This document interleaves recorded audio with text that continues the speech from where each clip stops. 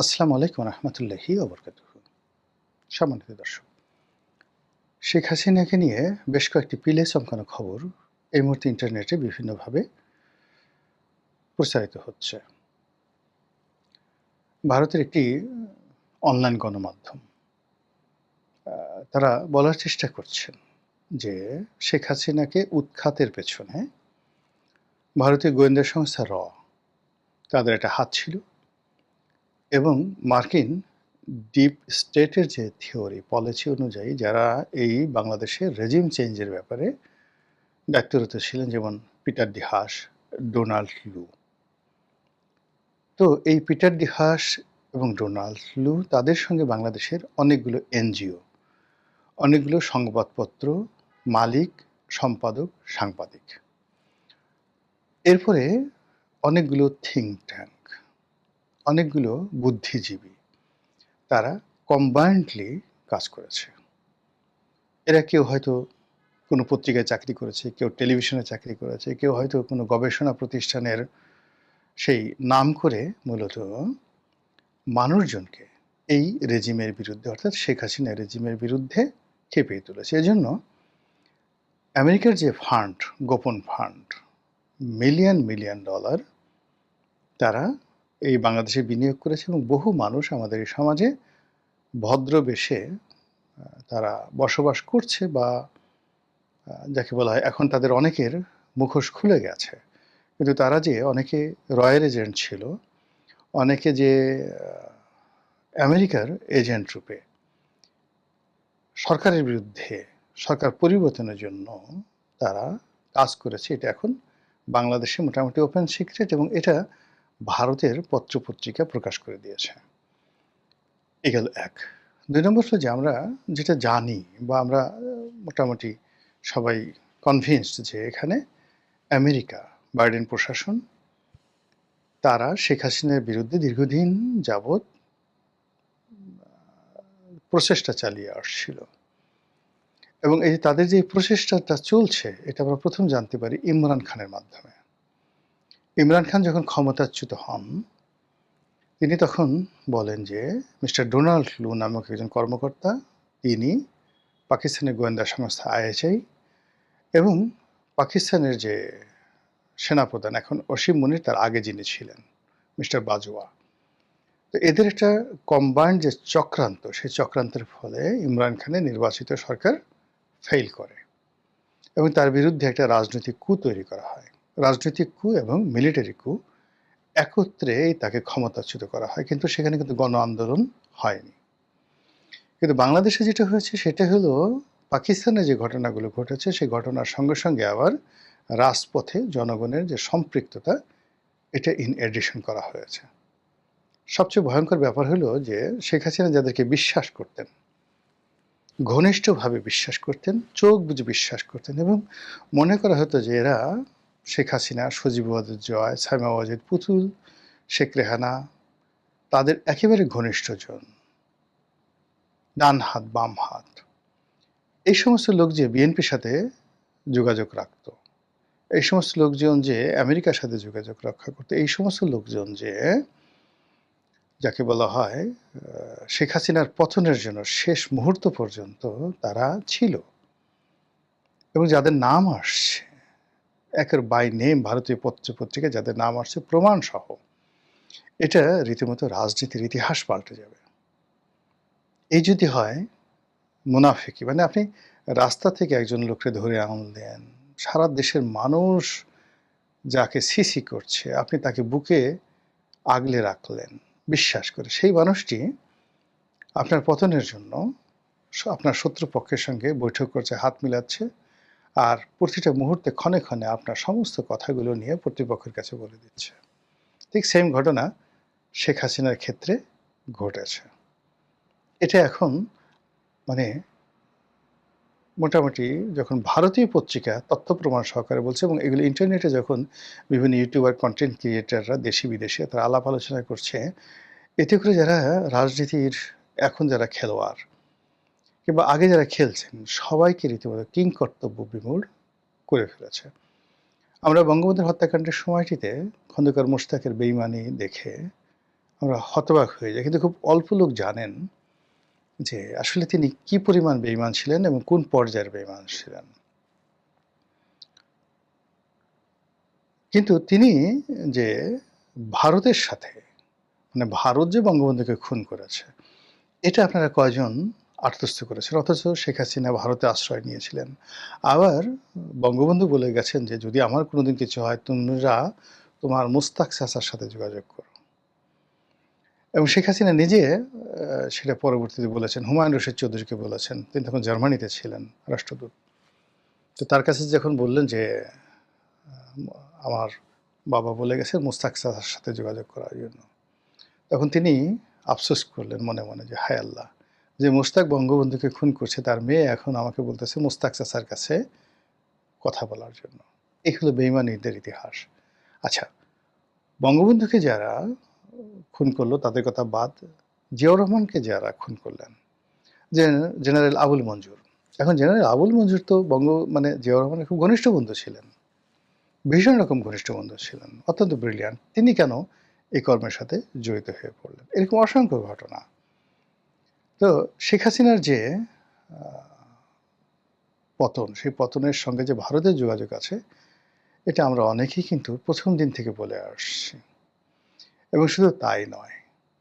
আমি ২০১৩-১৪ সন থেকে কিন্তু অন্ততপক্ষে অনেকগুলো টক শোতে এই কথাগুলো বলেছি যে, বঙ্গবন্ধুকে যেভাবে ভারত সরিয়েছে, তাকে এটা শিক্ষা দেওয়ার জন্য এবং তার পরিবারকে আওয়ামী লীগকে বাগে আনার জন্য। একইভাবে শেখ হাসিনাকেও ভবিষ্যৎ থেকে ক্ষমতা থেকে যদি সরানো হয়, এই দিল্লি এবং এই মোদি তারাই করবে। এবং তার পতনের পর এখন নর্থ ইস্ট বা অন্যান্য যে সমস্ত পত্রপত্রিকা প্রকাশ করছে, কিন্তু আগস্ট মাসের ৫-৬ তারিখে একের পতনের দিনে আমি বললাম যে এই ঘটনাটা যেটা ঘটেছে তার সঙ্গে ভারতের হাত আছে। উনি ভারতে আশ্রয় নিয়েছেন, কিন্তু তাকে ভারত আশ্রয় দিয়েছে মূলত তাকে টাইট দেওয়ার জন্য, তাকে বোঝানোর জন্য, শেখানোর জন্য এবং তাকে ট্রাম্প কার্ড হিসেবে ব্যবহার করার জন্য। এখন যেহেতু ভারতের হাতে শেখ হাসিনা আছে, শেখ হাসিনার ভয় দেখিয়ে তারেক রহমান সাহেবকে দিয়ে অনেক কিছু করিয়ে নিতে পারবেন। অথবা তারেক রহমান সাহেব যদি কথা না শুনেন, শেখ হাসিনাকে সরি বলিয়ে যে, "তুমি তো এই কাজগুলো করেছো।" বিপদে পড়লে তো মানুষ সবই স্বীকার করে। তিনি স্বীকার করলেন, "হ্যাঁ, আমি যদি ভবিষ্যতে আবার ক্ষমতায় ফিরে পাই, আমি আর এই সমস্ত কাজ করব না। আমি চীনের কাছে যাব না। চীন আমাকে তো রক্ষা করেনি। আমি ভারত মানে ভারতের অধীনস্থ থাকব। এই দেশের মানুষের জন্য এত কিছু করেছি, এই দেশ তো আমার পাশে দাঁড়ায়নি। কাজেই তোমরা যদি আমাকে ক্ষমতায় বসাও, আমরা তোমার পক্ষে থাকব।" তো এই যে তাকে দিয়ে আবার যদি বাংলাদেশে তাকে অনুপ্রবেশ করানো হয়, তখন কি ধরনের একটা ইতিহাস হবে? এটা ভারতীয় রাজনীতির এরকম একটা কৌশল। এবং এটা ভারত যেভাবে করছে, আমেরিকা যেভাবে করছে, এই যে এখন দেখেন বাশার আল আসাদকে এখন রাশিয়াতে পুতিন আশ্রয় দিয়ে রেখেছে এবং যেকোনো সময় যখন ধরেন ইরান জয়লাভ করে, ইরান যদি জয়লাভ করে তাহলে সিরিয়া ১ সপ্তাহে বর্তমানে যারা ক্ষমতায় আছে ১ সপ্তাহ সিরিয়া তারা ক্ষমতায় থাকতে পারবে না। আমেরিকার পরাজয়ের পর ইরান মুহূর্তের মধ্যে সেখানে তাদের কর্তৃত্ব প্রতিষ্ঠা করে ফেলবে এবং সেই কর্তৃত্ব প্রতিষ্ঠা করার পর সেখানে বাশার আল আসাদ ফেরত আসবে। আবার দেখেন ইরানের যে রেজা শাহ পাহলভি, তিনি মারা গেছেন কিন্তু তার ছেলেকে এখনো আমেরিকা লালন পালন করছে এবং এখন পর্যন্ত সেই ১৯৭৯ সন থেকে আজ অবধি তারা প্রাণান্ত চেষ্টা করে যাচ্ছে কন্টিনিউয়াসলি যে সেখানে একটা রেজিম চেঞ্জ করে তাদের যে পছন্দের মানুষ সেই রেজা শাহ পাহলভি তার ছেলে এখন যিনি আছেন তাকে আবার ক্ষমতায় তারা বসাবে। তো এগুলো সাম্রাজ্যবাদী শক্তিগুলোর একটা কৌশল থাকে এবং সেই কৌশলটা ভারতীয় পত্রপত্রিকা প্রকাশ করে দিয়েছে। এ গেল এক। ২ নম্বর হলো যে বর্তমান সরকার সেই ইউনূস সরকারের মতোই শেখ হাসিনাকে ফেরত দেওয়ার ব্যাপারে কথাবার্তা বলছেন। আর এই সকল কথাবার্তা শুনে ভারত, আচ্ছা ঠিক আছে দেখি, আমরা গবেষণা করি ফেরত দেওয়া যায় কিনা। হাও বলছে না, নাও বলছে না। এটা নিয়ে আওয়ামী লীগকে ভয় দেখাচ্ছে। আওয়ামী লীগের সঙ্গে আরো বেশি করে বার্গেনিং করতে পারছে যে, "এই তোমাদের তো আমাদের যদি এই ধরনের কথাবার্তা ভবিষ্যতে যদি মানে আমরা তোমাকে সাহায্য করি, ক্ষমতায় আনি, তোমাকে আনি, পুতুলকে আনি, জয়কে আনি, যাকেই আনি না কেন, আমাদের স্বার্থগুলো কি? এই কথাগুলো আগে দস্তখত দাও।" যেমন ধরেন ৭১ সনে বঙ্গবন্ধুর সঙ্গে ইন্দিরা গান্ধীর গন্ডগোল হলো কেন? যেটা আমি আসলে ওই ইসলামিক মাইন্ডেড যারা খুব ঘনিষ্ঠ মানে খুব উঁচু মার্গের আ বুদ্ধিজীবী, সাংবাদিক একসময় ইনকিলাবে ছিলেন অধ্যাপক আব্দুল গফুর সাহেব। আমি তার মুখে এই কথাটা শুনেছি। উনারা সবাই বঙ্গবন্ধু, তাজউদ্দিন সাহেব এদের সঙ্গে মানে খুব ঘনিষ্ঠভাবে তাদের সম্পর্ক ছিল। তো তাদের কাছ থেকে আমার এই কথাগুলো শোনা। তো যেটা হলো যে বঙ্গবন্ধু তো পাকিস্তানের কারাগারে। আর মুক্তিযুদ্ধ চলছে। তাজউদ্দিন সাহেব প্রবাসী সরকারের প্রধানমন্ত্রী। কলকাতাতে থাকেন। অন্যদিকে এখানে আ যুদ্ধ চালাচ্ছে সেনাবাহিনী, ভারতীয় সেনাবাহিনী। এখানে মুক্তিযোদ্ধারা আছে। তারা যেন আবার কমান্ডের বাইরে না যায় এজন্য আলাদা একটা মুজিব বাহিনী করে দেওয়া হয়েছে। মুজিব বাহিনীকে আবার কন্ট্রোল করার জন্য সর্বহারা সিরাজ শিকদারের নেতৃত্বে পূর্ব বাংলা সর্বহারা পার্টি করে দেওয়া হয়েছে। এরকম নানা গ্রুপ। আবার প্রবাসী সরকারের মধ্যে শেখ কামাল, ফজলুল হক মনি এদের নেতৃত্বে একটা গ্রুপ করে দেওয়া হয়েছে যেন তাজউদ্দিনকে সবসময় চাপের মধ্যে রাখে। আবার ওদিকে খন্দকার মোশতাক তারা পাকিস্তানের এজেন্ট হয়ে সেখানেও তাজউদ্দিনকে একটা চাপের মধ্যে রাখা হয়েছে। ফলে এই চাপের মধ্যে পড়ে ইন্দিরা গান্ধী যেভাবে দিল্লিতে মানে খন্দকার মানে যাকে বলা হয় তাজউদ্দিন আহমেদ, সৈয়দ নজরুল ইসলাম, ক্যাপ্টেন মনসুর তারা যখন ইন্দিরা গান্ধীর সঙ্গে দেখা করতে গেছেন তাদের সামনে যে পেপারগুলো দেওয়া হয়েছে এইগুলো সাইন করো, তারা ওইগুলো সাইন করা ছাড়া এর বাইরে একটা শব্দ করার মতো অবস্থা তাদের ছিল না। পরবর্তীতে যখন স্বাধীন বাংলাদেশ হলো, বঙ্গবন্ধু আসলেন এবং তাজউদ্দিন সাহেব যখন ওই যে তার সঙ্গে যে স্বাক্ষর করা যে MOU এটা তার সামনে দেওয়া হলো এবং তিনি দেখলেন যে বাংলাদেশের পররাষ্ট্র বিষয় আজ যেমন আমেরিকার সঙ্গে একটা গোলামী চুক্তি হয়েছে, এর চেয়ে জঘন্য একটা গোলামী চুক্তি তখন ভারতের সঙ্গে হয়েছিল প্রবাসী সরকারের। বঙ্গবন্ধু সেটা টেনে কুচি কুচি করে ছিঁড়ে ফেললেন। এই যে ইন্দিরা গান্ধীর সঙ্গে তার যে সম্পর্কটা নষ্ট হয়ে গেল, প্রথম সম্পর্কটা হলো তিনি তো প্রথমে একেবারে তাকে অপ্রস্তুত করে দিয়ে যেভাবে বাংলাদেশ থেকে ভারতীয় সৈন্য সেখানে তিনি ফেরত পাঠাতে বাধ্য করলেন। আর দ্বিতীয়ত হলো যে মুক্তিযুদ্ধকালীন সময় তাজউদ্দিন সাহেবের সাথে যে চুক্তিটা হয়েছিল যেটা পরবর্তীতে বঙ্গবন্ধু অ্যাপ্রুভ করবেন, সেটা না করে তিনি যখন সেটা ছিঁড়ে ফেললেন। তৃতীয়ত হলো যে OIC সম্মেলন হলো, সেখানে বঙ্গবন্ধুকে নিষেধ করা হলো আপনি যাবেন না, তিনি জোর করে সেখানে গেলেন। এই তিনটি ঘটনায় বঙ্গবন্ধুর মৃত্যু মোটামুটি নিশ্চিত হয়ে গেল। ভারত তারা যে দাবিদারি আশা করছিল শেখ মুজিবুর রহমানের কাছ থেকে সেটা তারা পায়নি। সেম ঘটনা শেখ হাসিনার ক্ষেত্রে। শেখ হাসিনা মনে করতেন যে তিনি ভারতকে দিচ্ছেন, ভারতকে তিনি যা দিচ্ছেন ভারত জীবনে সেটা আর কারো কাছ থেকে পাবে না। আর ভারত মনে করতো যে ও আমাকে কি দেবে, ওকে তো ক্ষমতায় বসিয়েছে আমি, সে দিল্লির দাসী, আমাদের জাস্ট স্লেভ, আমরা যা বলবো তাই সে করবে। আর সে বলল যে না, I am the queen, I am the empress, আমি সম্রাজ্ঞী, আমি ভারতকে ট্রানজিট দিচ্ছি, এটা দিচ্ছি, দয়া করছি। তো দুর্জনের এই যে মনস্তাত্ত্বিক জায়গাতে যখন শেখ হাসিনা দেখলেন যে তিনি আর পেরে উঠছে না, তখন তিনি বন্ধুত্ব করার জন্য ফ্রান্স ছুটলেন, বন্ধুত্ব করার জন্য রাশিয়া ছুটলেন, বন্ধুত্ব করার জন্য চীন ছুটলেন। এটা ভারত পছন্দ করেনি।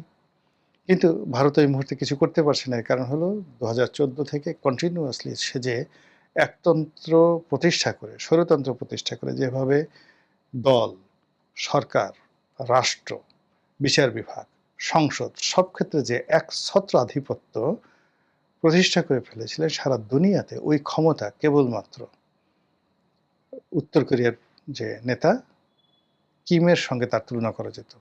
এমনকি পুতিনও তার মতো এতটা ক্ষমতাধর ছিলেন না। ফলে ভারত আসলে প্রাণান্তভাবে শেখ হাসিনাকে আসলে নিয়ন্ত্রণ করতে পারেনি। তারা চেয়েছিল এই যে বঙ্গবন্ধুর জন্মশতবার্ষিকী হলো, সেই জন্মশতবার্ষিকীতে যেখানে মামুনুল হক মানে ওই যাকে বলা হয় ওই সময়টাতে যে বিরাট আন্দোলন গড়ে তুললেন ইসলামপন্থীরা। বঙ্গবন্ধুর জন্মশতবার্ষিকীর যে সমাপনী অনুষ্ঠানে প্রধান অতিথি হওয়ার জন্য নরেন্দ্র মোদী আসলেন। শেখ হাসিনা চান নাই নরেন্দ্র মোদী আসুক, কিন্তু তিনি বলতে গেলে বেহায়ের মতো তিনি আসছেন। জোর করে তিনি আসছেন। এজন্য তাকে একটা শিক্ষা দেওয়ার জন্য শেখ হাসিনা মূলত রাজপথকে গরম করলেন ডিজিএফআই দ্বারা। এবং সেখানে ডিজিএফআইয়ের পরামর্শে কিন্তু এই বায়তুল মোকাররমের উত্তর গেটে আন্দোলন শুরু হয়েছিল এবং সেই আন্দোলনকে আবার ডিজিএফআই ম্যানেজ করার জন্য মামুনুল হককে এনেছিল। উনি তখন জগন্নাথ কলেজে ছিলেন। এরপরে ঘটনা তো আপনারা সবাই জানেন। উনি নিজেও এই কথাগুলো বলেছিলেন। তো সবকিছুর মধ্যেই সরকারের একটা যাকে বলা হয় ব্যাড গেম ছিল, যেটা ভারত বুঝতে পেরেছিল। ভারত শেখ হাসিনাকে একটা শিক্ষা দিতে চাচ্ছিল এবং শেখ হাসিনা বুঝছিল যে আমাকে একটা শিক্ষা দেবে। তিনি তখন ওই যে বেইজিংয়ে ছুটে গিয়েছিলেন। কিন্তু তিনি যদি ওখানে বেইজিংয়ের সঙ্গে একটা চুক্তি করে আসতেন,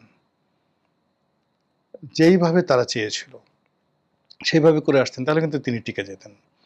কিন্তু তিনি তার ওই যে তার যে আশেপাশে সব ভারতের দালালরা ছিল, রয়ের এজেন্টরা ছিল, তারা তাকে বুঝিয়েছে যে আপা আপনি তো এই কাজ করেন, এখানে যদি চীনের সাথে করেন ভারত শূন্য পাঠিয়ে আপনাকে ধরে নিয়ে যাবে, আপনার গোপন কথাগুলো বলে দেবে, তার সাথে আপনার যা যা হয়েছে এই জিনিসগুলো সব প্রকাশ করে দেবে, বাংলাদেশ রাখতে পারে না। এই ভয় দেখিয়ে দেখিয়ে দেখা গেল যে সে চীনকেও রাজি করতে পারলো না, ভারতকে রাজি করতে পারলো না। ওদিকে আমেরিকার শত্রু হয়েছিল এবং নিয়তির যে নির্মম পরিহাস, সেই নির্মম পরিহাসে তিনি ক্ষমতা হারালেন এবং যাদের কারণে ক্ষমতা হারালেন তাদের বাড়িতে তাকে আশ্রয় নিতে বাধ্য হলো। ফলে এখন প্রশ্ন আসছে যে তিনি কি ভারতে গৃহবন্দী, নাকি তাকে অ্যারেস্ট করে রাখা হয়েছে? ভারত কি তাকে বাংলাদেশে ফেরত পাঠাবে? তারেক রহমান সাহেবকে উপহার হিসেবে শেখ হাসিনা, বন্দী শেখ হাসিনাকে প্রত্যার্পণ করে তারা কি আওয়ামী লীগকে একটা শিক্ষা দেবে? এই বিষয়গুলো নিয়ে কিন্তু এখন আলোচনা হচ্ছে। রাজনীতির শেষ বলে কোনো কথা নেই। কোনটা যে হবে আমরা এখন পর্যন্ত বলতে পারি না। মহান আল্লাহ আমাদের সবাইকে হিদায়াত দান করুন এবং হেফাজত করুন। আসসালামু আলাইকুম ওয়া রাহমাতুল্লাহি ওয়া বারাকাতুহু।